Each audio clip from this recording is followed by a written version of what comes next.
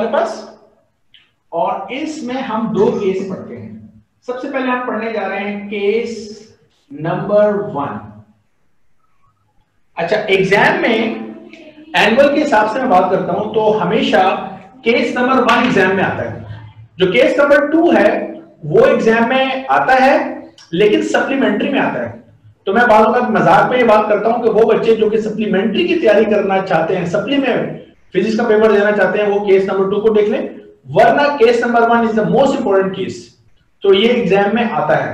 तो इस वक्त ये चैप्टर नंबर 3 का वो पहला टॉपिक है जो कि थ्योरी का हम पढ़ रहे हैं और एग्जाम में आता है। इससे पहले हमने जितनी भी थ्योरी पढ़ी है वो थ्योरी एग्जाम में नहीं आती, वो थ्योरी हमारी हेल्प करती है टू सॉल्व द न्यूमेरिकल्स। और आपने देखा हमने इक्वेशन ऑफ मोशन की थ्योरी यानी स्पीड, वेलोसिटी, एक्सेलरेशन और इक्वेशंस ऑफ मोशन और न्यूटन्स लॉ ऑफ मोशन जो हमने पढ़े 1, 2 और 3, उन सबको हमने बड़ी कामयाबी के साथ यूज किया था किसमें, न्यूमेरिकल को सॉल्व करने में। So this is the first topic that comes in exam in the theory. जी हाँ, ये पहला क्वेश्चन है चैप्टर नंबर 3 का, नोट कर लीजिएगा इसको। सो इस जो इसकी हेडिंग है वो हेडिंग है कि बोथ बॉडीज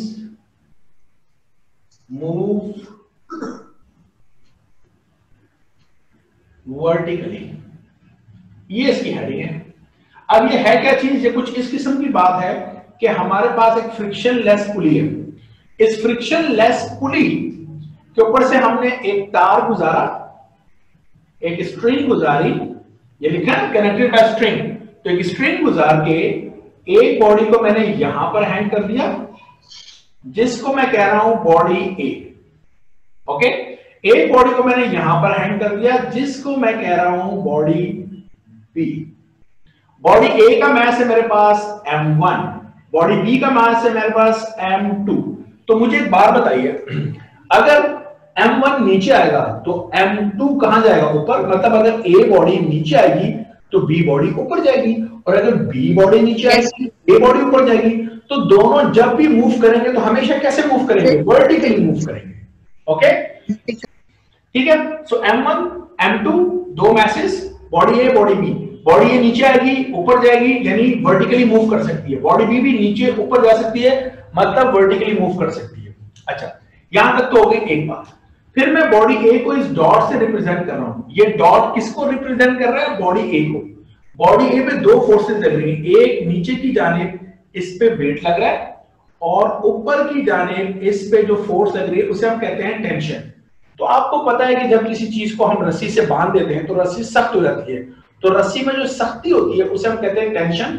और जो टेंशन होती है वो हमेशा पॉइंट ऑफ सस्पेंशन, जहां से किसी चीज को हमने बांधा होता है उस तरफ होती है। तो टेंशन ऊपर लग रही है और वेट नीचे लग रहा है। क्योंकि बॉडी ए है तो वेट का नाम W1 रख लेते हैं, और वेट का फॉर्मूला क्या होता है हमारे पास, mg। तो ए का जो मास है m1 है, इसको हम कहते हैं m1g। ओके, इसी तरह बॉडी बी को इस डॉट से रिप्रेजेंट कर देता हूं, बिल्कुल स्ट्रेट डाउनवर्ड इसका वेट एक्ट कर रहा है, और ऊपर की जानिब क्या चीज एक्ट कर रही है, टेंशन एक्ट कर रही है। तो इसके वेट को W2 कह देते हैं, और वेट का फॉर्मूला होता है mg। तो W2 है तो m2g। अच्छा, ये जो टेंशन है ये टेंशन है सिस्टम की, याद रखिएगा। जो T है इसको मैं कह देता हूं T is the tension in the string. ये तार के अंदर टेंशन है, and it's of the system. और ये किसकी है टेंशन, ये सिस्टम की टेंशन है, पूरे सिस्टम की टेंशन है। तो जब ये बॉडीज मूव करेंगी तो यहां पर एक्सेलरेशन होगी, वो एक्सेलरेशन भी उसको हम ए से रिप्रेजेंट करेंगे, वो पूरे सिस्टम की एक्सेलरेशन है। तो यहां पर मैं लिख देता हूं कि जो ए है हमारे पास, A is the acceleration of the system। वो सिस्टम की हमारे पास क्या है, एक्सेलरेशन होगी। अच्छा, अब हम यहां पर क्या कर रहे हैं, हम यहां पर सपोज कर रहे हैं, हम सपोज कर रहे हैं कि m1 ज्यादा है m2 से। बात समझ आ रही है, ये ज्यादा है ये कम है। अब अगर ये ज्यादा है, m1 ज्यादा है तो m1 कहां जाएगा, नीचे जाएगा। सो दिस इंप्लाइज दैट मैं लिख रहा हूं कि बॉडी ए मूव्स डाउनवर्ड। ओके, और अगर बॉडी ए नीचे जाएगी तो बॉडी बी कहां जाएगी, ऊपर जाएगी। तो मैं लिख रहा हूं बॉडी बी मूव्स अपवर्ड। मुझे कैसे पता चला बॉडी ए नीचे जा रही है, बॉडी बी ऊपर जा रही है? मुझे ये सारी बातें पता चली इस सपोजिशन से कि जब मैंने ये सपोज कर लिया, कि M1 ज्यादा है और M2 कम है, तो जो ज्यादा है वो नीचे की जाने जाएगा और उसका नाम है बॉडी ए। तो मैंने कहा बॉडी ए नीचे जाएगी, और जो कम है वो ऊपर जाएगा, तो कम बॉडी बी का मास है, तो बॉडी बी मैंने कहा अपवर्ड जाएगी। ओके, मेरा ख्याल है ये आसान किस्म की बातें हैं। अब हम क्या करने जा रहे हैं, हम सबसे पहले नेट फोर्स कैलकुलेट करेंगे, net force on body A. Body A के ऊपर मैं नेट फोर्स कैलकुलेट करने जा रहा हूं। कैसे नेट फोर्स कैलकुलेट करेंगे? अब आपको पता है नेट फोर्स क्या होती है। जब भी अनबैलेंस फोर्स होती है, एक तरफ ज्यादा फोर्स हो, एक तरफ कम फोर्स हो, तो हमेशा ज्यादा में से कम को माइनस करें, वो क्या कहलाता है, नेट फोर्स। मतलब मैं पहले बता चुका हूं, अगर एक इस तरफ मुझ पे फोर्स लग रही है 7 न्यूटन, इस तरफ मुझ पे फोर्स लग रही है 5 न्यूटन, तो ये 7 से लगा रहा है, ये 5 से लगा रहा है, तो जो 7 है, 7 में से 5 को माइनस करेंगे तो कितना आ जाएगा 2। तो मैं 2 न्यूटन से इधर जाऊंगा क्योंकि ये 7 न्यूटन ज्यादा फोर्स है। ओके, तो बॉडी ए के ऊपर दो फोर्सेस लग रही हैं। बॉडी ए को नीचे खींच रहा है वेट, ऊपर खींच रही है टेंशन, और बॉडी ए जा किधर रही है, बॉडी ए मूव्स डाउनवर्ड, नीचे जा रही है। तो कौन ज्यादा हुआ, वेट ज्यादा हुआ या टेंशन ज्यादा हुआ? कौन ज्यादा हुआ मुझे बताएं आप? वेट। वेरी गुड, क्योंकि बॉडी ए नीचे जा रही है ना, तो वेट ज्यादा होगा। तो मैंने लिखा net force is equal to ज्यादा में से कम को माइनस कर दिया, दैट्स इट, सिंपल स्टोरी। अब फोर्स जहां कहीं आ जाए हमें कौन सा फॉर्मूला याद आता है, एम ए, क्योंकि बॉडी ए है, बॉडी ए का मास m1 है, तो इसको लिखूंगा m1a। W1 का फॉर्मूला है m1g माइनस टी, नाम दे दिया इक्वेशन नंबर 1 का। मेरा ख्याल आसान सी बात है। इसी तरीके से अब मैं net force on body B मालूम करना चाहता हूं कि बॉडी बी पर, ये बॉडी बी पर नेट फोर्स कितनी लग रही है। तो मुझे बताएं बॉडी बी कहां मूव कर रही है, अपवर्ड। देखें, देखा ना, बॉडी बी कहां मूव कर रही है, अपवर्ड, ऊपर जा रही है। और बॉडी बी में दो फोर्सेस लग रही हैं, ऊपर खींच रहा है टेंशन, नीचे खींच रहा है वेट। तो कौन सी फोर्स ज्यादा होगी, ऊपर वाली या नीचे वाली? ये जा किधर है, अपवर्ड जा रहा है, tension, upward tension. Good, very good, शाबाश। तो बिल्कुल सीधी सी बात है, अगर ऊपर जा रहा है तो ये ज्यादा है, ये कम है। तो मैंने लिखा net force is equal to T minus W2। ये बात समझ में आ रही है? बिल्कुल सीधी सी बात है। बॉडी बी जा कहां रही है, अपवर्ड। तो बॉडी बी अगर ऊपर जा रही है तो एक फोर्स ऊपर खींच रही है और एक नीचे, तो कौन ज्यादा होगी, ऊपर वाली ना। तो टी माइनस W2। गुड, जब भी फोर्स आया फॉर्मूला क्या होता है, एम ए, बॉडी बी है तो बॉडी बी का मास m2 है, तो ये जगह m2a is equal to T minus m2g। This is equation number 2। ठीक है, इक्वेशन नंबर 1 भी आ गई, इक्वेशन नंबर 2 भी आ गई। सारा कमाल इक्वेशन नंबर 1 और इक्वेशन नंबर 2 को बनाने में है। तो मैं उम्मीद करता हूं कि आपको इक्वेशन नंबर 1 और इक्वेशन नंबर 2 बनानी आ चुकी है। ओके, अब हम आगे चलते हैं। सबसे पहले हम कैलकुलेट करते हैं, हेडिंग डाल देते हैं, कैलकुलेटिंग एक्सेलरेशन किसकी, ऑफ द सिस्टम। सिस्टम की एक्सेलरेशन कैलकुलेट करना चाहते हैं। बिल्कुल लगा बंदा तरीका है। एक्सेलरेशन कैलकुलेट करने का तरीका यह है कि दोनों इक्वेशंस को हम ऐड कर रहे हैं, सम कर रहे हैं। तो हम लिखेंगे adding equation number 1 and 2 we get. अब दोनों को कैसे ऐड कर रहे हैं, बड़ा आसान तरीका दो इक्वेशंस को ऐड करने का। लेफ्ट हैंड साइड को लेफ्ट हैंड साइड के साथ ऐड करते हैं, राइट हैंड साइड को राइट हैंड साइड के साथ ऐड करते हैं। ठीक है, मैं जरा कैमरे को साइड पे करके वहां समझाता हूं। अच्छा जी, अब देखिए मैं कैसे लिखने जा रहा हूं। पहले मैंने क्या किया, इक्वेशन नंबर 1 की मैंने लेफ्ट हैंड साइड लिखी, आप उसको देख सकते हैं वीडियो को पीछे करके। ठीक है, इक्वेशन नंबर 1 की लेफ्ट हैंड साइड है मेरे पास m1a। ओके, और इक्वेशन नंबर 2 की लेफ्ट हैंड साइड है वो है m2 is equal to, equation number 1 की राइट हैंड साइड है मेरे पास m1g माइनस t, और इक्वेशन नंबर 2 की जो राइट हैंड साइड है वो मेरे पास है plus T minus m2g। Okay, अब इन दोनों में क्या कॉमन आ रहा है? a कॉमन आ रहा है, ये ब्रैकेट के अंदर m1 plus m2 is equal to, यहां हम देख सकते हैं कि minus T plus T cancel हो गया, तो यहां रह गया m1g minus m2g। Left hand side को एज इट इज रहने दें, और यहां पर हमारे पास क्या कॉमन आ रहा है? अगर आप देखें तो यहां हमारे पास g कॉमन आ रहा है दोनों में, तो यहां ब्रैकेट में क्या हमारे पास रहेगा? m1 minus m2। तो चूंकि मुझे a मालूम करना है, a को यही रहने दें, पूरी ब्रैकेट जो a से मल्टीप्लाई हो रही है वहां तक क्या हो जाएगी? डिवाइड। तो m1 minus m2 upon m1 plus m2 और g से मल्टीप्लाई हो रहा है। अभी भी आप देख सकते हैं g जो है इस पूरी ब्रैकेट से ऊपर वाले न्यूमरेटर से मल्टीप्लाई हो रहा है, इसी से। इसको इस तरह से लिखा है कि ब्रैकेट के अंदर हमने क्या लिख दिया? मैसेज लिख दिए और बाहर ग्रेविटी लिख दी, तो पूरी ब्रैकेट के अंदर सब मैसेज ही हैं। आप देख सकते हैं m1 m2 m1 m2 सब मैसेज हैं। सो this is the value of acceleration. मेरा ख्याल आसान सा, आप समझ गए होंगे। अब हमें मालूम करना है टेंशन, तो मैं लिख रहा हूं टेंशन ऑफ द सिस्टम। अब हम सिस्टम की टेंशन को कैलकुलेट करना चाहते हैं कि टेंशन कितनी है। सर m1 प्लस m2 से तो मल्टीप्लाई जी नहीं हो रहा ना? No no no no no no, m1 minus m2g से मल्टीप्लाई हो रहा है। ओके, अब टेंशन कैसे मालूम करनी है? दोनों इक्वेशंस को डिवाइड करना है, तो dividing equation number 1 and 2 we get. अब देखिए हम कैसे डिवाइड कर रहे हैं। डिवाइड लेफ्ट हैंड साइड को लेफ्ट हैंड साइड से और राइट हैंड साइड को राइट हैंड साइड से करते हैं।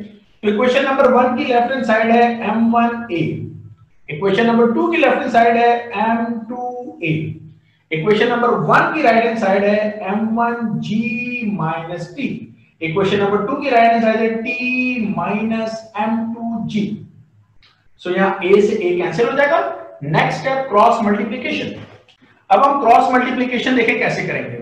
क्रॉस मल्टीप्लिकेशन ऐसे होगा कि m1 इस पूरे से मल्टीप्लाई होगा, तो ये लिखेंगे m1 t minus m2g is equal to m2 इस पूरी टर्म से मल्टीप्लाई होगा, तो m2 m1g minus t। Okay, multiply कर दें m1t माइनस m1 को इससे करें और तरतीब से लिखते हैं m1 m2g is equal to m2 को मल्टीप्लाई करें तो m2 m1g से मल्टीप्लाई होगा, और थोड़ा ऑर्डर में लिखे, मतलब m1 m2g माइनस m2 को t से m2t। ओके, अच्छा, अब मैथ्स में क्या होता है, जिसको मालूम करना है उसको इक्वेशन के एक तरफ, बाकी सबको दूसरी तरफ। हमें मालूम करना है टेंशन, तो टेंशन ये रहा, इधर ये रहा, इसको इक्वेशन की इस तरफ लेकर आऊंगा मैं, और ये उठा के इक्वेशन के दूसरी तरफ ले जाऊंगा।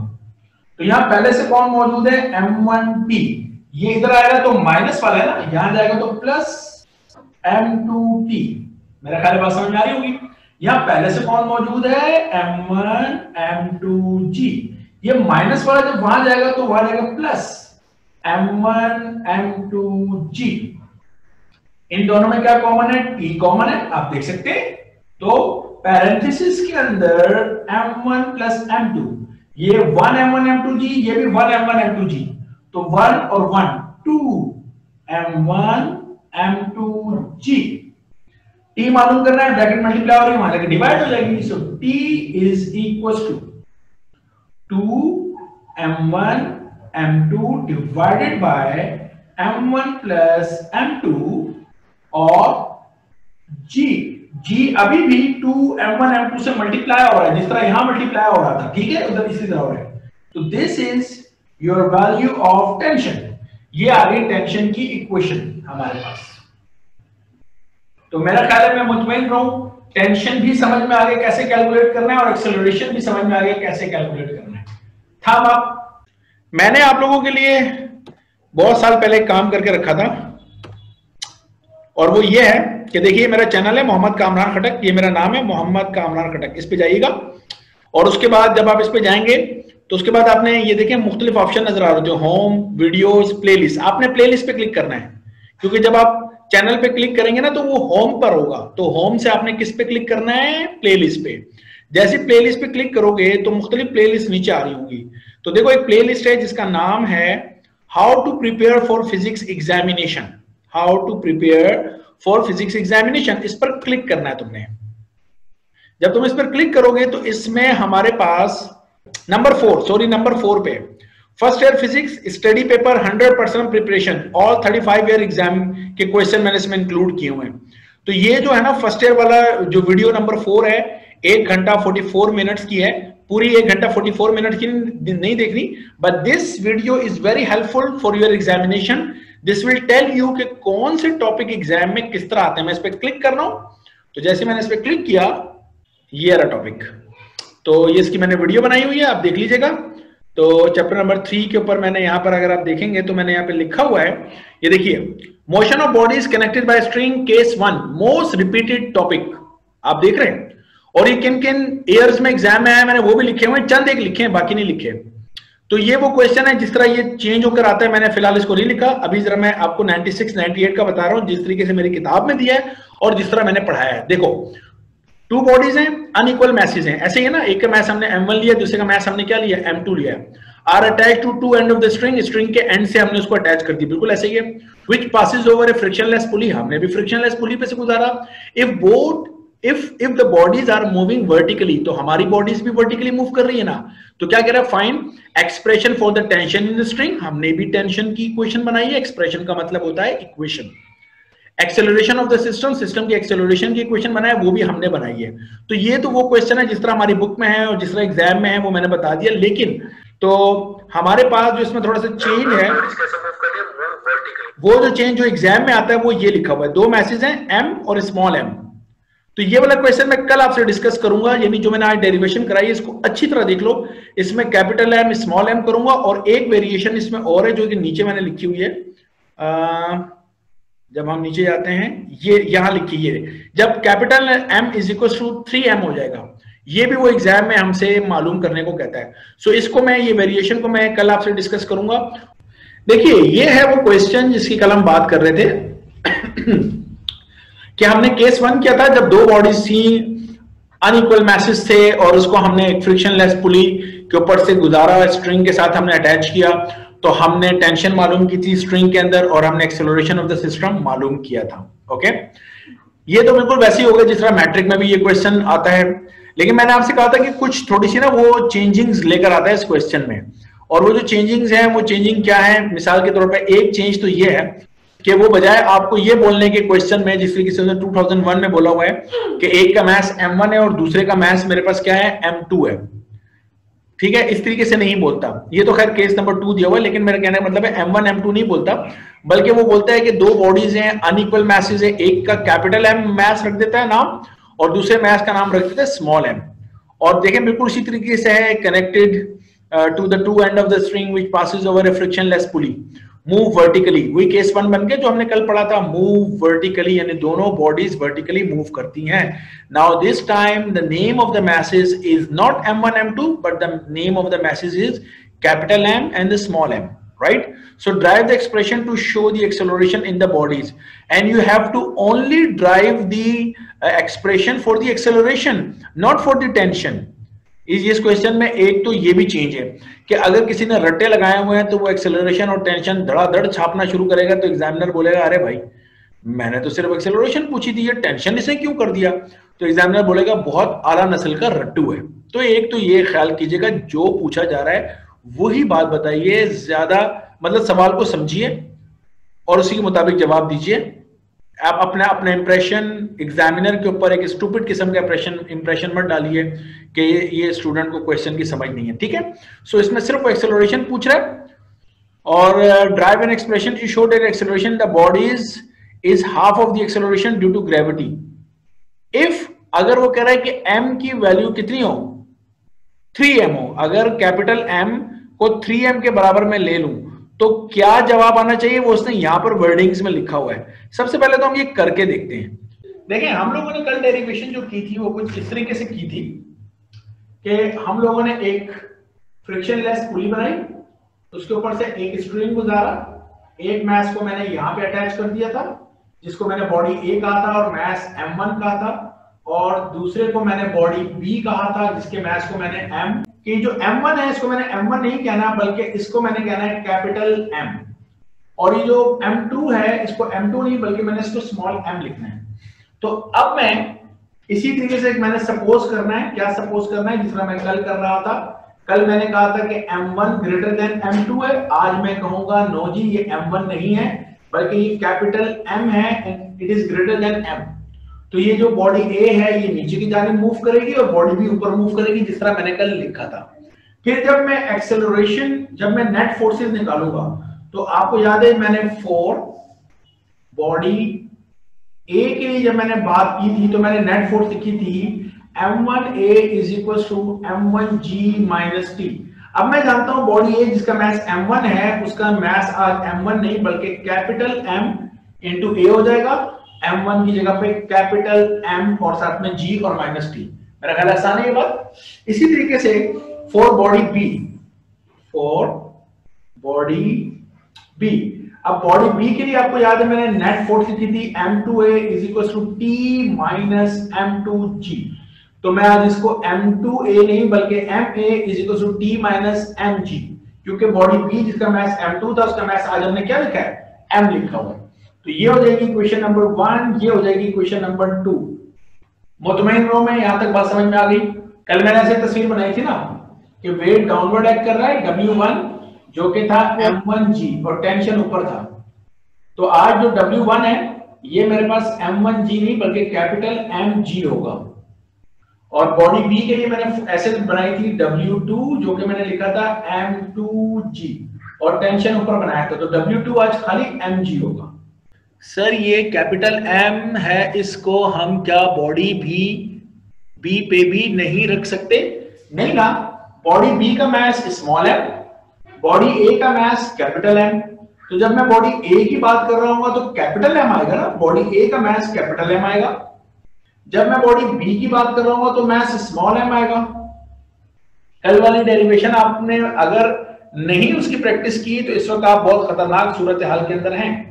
उसके बाद हमने इन दोनों को सॉल्व किया था। जब हमने इनको सॉल्व किया तो हमने क्या किया था, सिंपल एडिशन की थी। तो मैं अगर इनको ऐड करता हूं आज दोबारा, एडिंग इक्वेशन नंबर 1 एंड 2 दोनों को ऐड करता हूं, तो दोनों की लेफ्ट हैंड साइड को ऐड करूंगा, कैपिटल M A और plus small m a is equal to, इसकी राइट हैंड साइड है capital M G minus t, इसकी राइट हैंड साइड है प्लस t और माइनस स्मॉल m और g।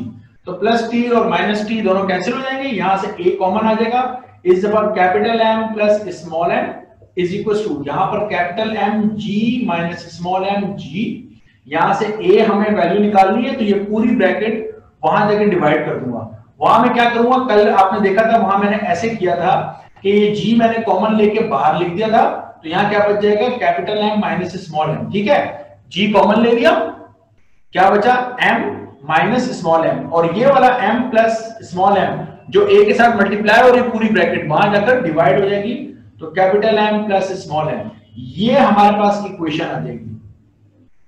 क्या मैं यहां तक मुतमईन हूं कि ये समझ में आ गया?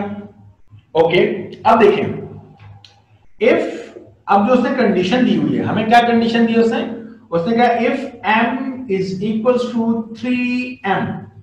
अब मैं ये चीज यहां पुट करता हूं, so this implies that a is equal to capital M किसके बराबर है 3m, तो कैपिटल M की जगह पे मैंने लिखा 3m, साथ में क्या है minus m divided by capital M की जगह पे मैं क्या लिख रहा हूं 3m, तो ये हो गया 3m प्लस m, और बाहर क्या है मेरे पास g।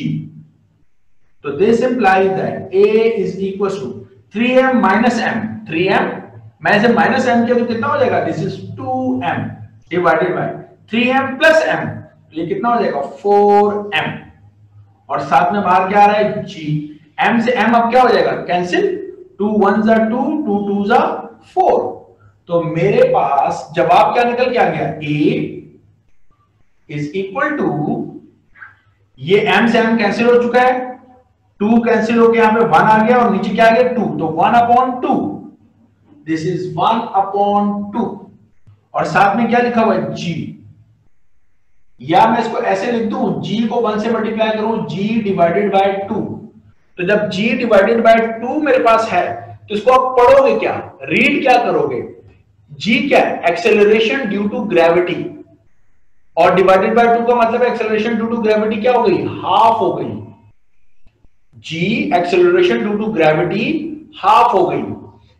Acceleration due to gravity जब हाफ हो गई तो ये क्या है? दिस इज एक्सेलरेशन है। किसकी? ये ए किसकी एक्सेलरेशन है? आपको कल याद होगा मैंने कहा था कि एक्सेलरेशन पूरे सिस्टम की है, और कल मैंने कहा था टेंशन भी पूरे सिस्टम का मतलब स्ट्रिंग का है। तो पूरे सिस्टम की एक्सेलरेशन ड्यू टू ग्रेविटी का हाफ हो गई। तो मैं इसको ऐसे लिख सकता हूं, इस ए को लिख सकता हूं, this is acceleration of the system. ये acceleration of the system equal हो गया, is equal to acceleration of the system is equal to क्या? g upon 2 is equal to half हो गया, half the gravitational acceleration. Gravitational acceleration यानी g का half हो गया। क्या ये पूरा जुमला अब समझ में आ रहा है आपके? मतलब ये जुमला समझ में आ रहा है जो मैंने लिखा है? ये ओके है कि सिस्टम की एक्सेलरेशन ग्रेविटेशनल एक्सेलरेशन का हाफ हो गया? ये बताइए। देखिए अब वो क्या कह रहा है, two bodies of unequal masses capital M small M connected to two end of the string which passes over a frictionless pulley. बिल्कुल गुजार दिया। मूव वर्टिकली मूव कराया। ड्राइव एन एक्सप्रेशन, आप एक एक्सप्रेशन ड्राइव कीजिए टू शो, जिसमें आप ये साबित कीजिए कि एक्सेलरेशन इन द बॉडीज में जो एक्सेलरेशन है, जो कि अभी हम लोगों ने की है, बॉडीज में जो एक्सेलरेशन है, यहां नीचे कर रहा हूं, बॉडीज में जो एक्सेलरेशन है, ठीक है, show that acceleration in the bodies is half. वो किसके बराबर है? वो बराबर है, हाफ का मतलब है डिवाइडेड बाय 2, वो हाफ है किसके? Half the acceleration due to gravity. Acceleration due to gravity क्या जी नहीं होती? This is acceleration. Yes sir. तो क्या हमने यही बात साबित नहीं की अभी बोर्ड के ऊपर कि अगर हम कैपिटल पर अगर मैं कैपिटल को 3m के बराबर ले लेता हूं तो क्या यही इक्वेशन आई थी मेरे पास? नहीं आई कि नहीं आई? टेंशन क्यों नहीं कैलकुलेट करनी? इसलिए कि वो कह रहा है कि ड्राइव एन एक्सप्रेशन, फॉर्मूला बना के दिखाओ। किसके लिए? वो फॉर्मूला बना के दिखाओ टू शो, जो ये साबित करता हो। ड्राइव एन एक्सप्रेशन, फॉर्मूला बना के दिखाओ टू शो, जो ये साबित करता हो। क्या साबित करता हो? ये साबित करता हो। पूरी वर्डिंग में ये लिखा है, एक्सेलरेशन ड्यू टू ग्रेविटी जो सिस्टम की है वो किसके इक्वल है? वो हाफ है किसके? एक्सेलरेशन ड्यू टू ग्रेविटी के। तो ये हमने शो कर दिया, हमने साबित कर दिया। प्लीज टेंशन की डेरिवेशन मत कीजिएगा, ठीक है? मेरा ख्याल है ये बात समझ में आ गई होगी। 2000 अगर आप 5 का क्वेश्चन देखिए, वो वही है जो हमने कल किया था। क्या? अनइक्वल मैसेज हैं, उनको हमने कनेक्ट कर दिया स्ट्रिंग के 2 एंड के साथ, पासेस ओवर फ्रिक्शनलेस पुली से गुजार दिया, such that both of them hang vertically, दोनों वर्टिकली हैंग करके। Drive the expression for acceleration and tension, acceleration और टेंशन की इक्वेशन करें जो हमने कल की थी। तो सिंपल क्वेश्चन है, सीधा समझ में आ रहा है। बट ये 2003 वाला जो क्वेश्चन है, दिस इज जो होता है ना क्रिकेट की जबान में दूसरा और गुगली, ठीक है ना, या यॉर्कर बॉल जो होती है, ये वो क्वेश्चन है जो कोई आपको बोल्ड कर सकता है। Please be careful. और ये क्वेश्चन अभी रिसेंट ईयर में भी आया, लेकिन मैंने 2005 तक लिखा है। ये पहले अभी भी रिसेंटली 2 साल पहले मेरा ख्याल है ये आया हुआ है, 2 या 3 साल पहले ये क्वेश्चन आया हुआ है। 10 ईयर में आपको ये नजर आएगा, ठीक है? So now I am confident कि ये बात आपकी समझ में आ चुकी है।